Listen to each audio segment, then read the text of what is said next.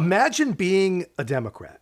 Actually, that's not fair. That's not fair to any normal Democrats that allegedly still exist, right?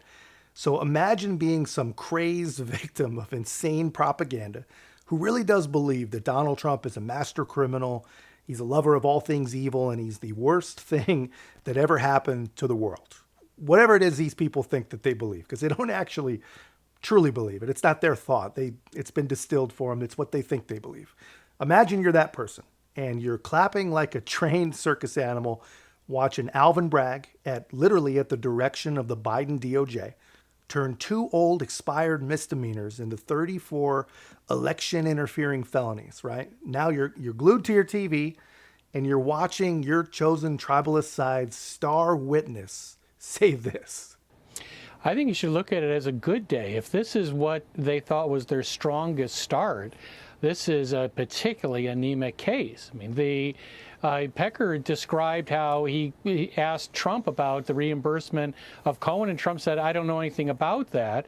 But more importantly, you now have the defense pointing out that he did the same thing for other celebrities. The point is that Trump was and is a celebrity. He had a hit show on television, and that was really good for the magazine. And Pecker himself said, I had a couple of different motivations here because this is what my readers wanted as well.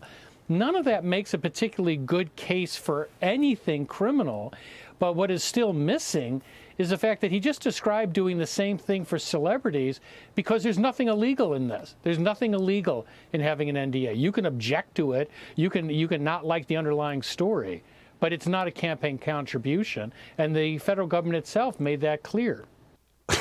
So not only do you get to hear your guys say that Donald Trump knew nothing about how Cohen was reimbursed, but you get to hear him talk about how what he and Trump did was nothing special, nothing new, and it was not at all illegal. He had personally done the same thing for countless other celebrities and some other politicians, Democrat politicians. And this is the state's strongest witness. This is their jump-off point. I definitely agree that the first witness should definitely be your strongest witness, and Pecker's testimony did nothing to prove this case beyond a reasonable doubt. In fact, he even said that he assumed that Trump wanted the stories killed for purposes of his campaign, but he didn't have any direct evidence of that.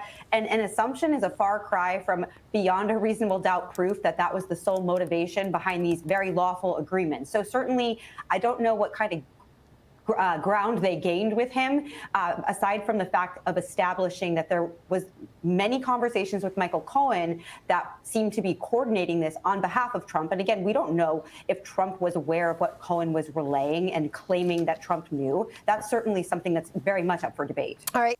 Forget imagining you're a Democrat. Imagine being a member of the jury, man, and you've been listening to this garbage for a week and you still haven't heard a crime. You've got to be super confused by now. You've been told for a decade that this guy was the world's leading master criminal. And all you know for sure is that whatever he did, it's nothing new. It's not rare. It's not a crime. And it sounds like he wasn't even really involved, regardless of all that other stuff. And this is the case that the government brought against a presidential candidate 7 months before a presidential election.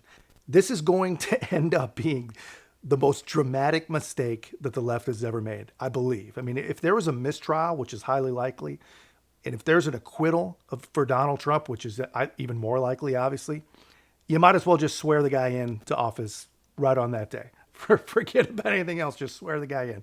But anyway, that's just my take, man. Let me know your thoughts in the comments. And if you haven't already, be a part of our growth. Make sure to like, comment, subscribe. Most importantly, share the channel. I'll see you in the next one.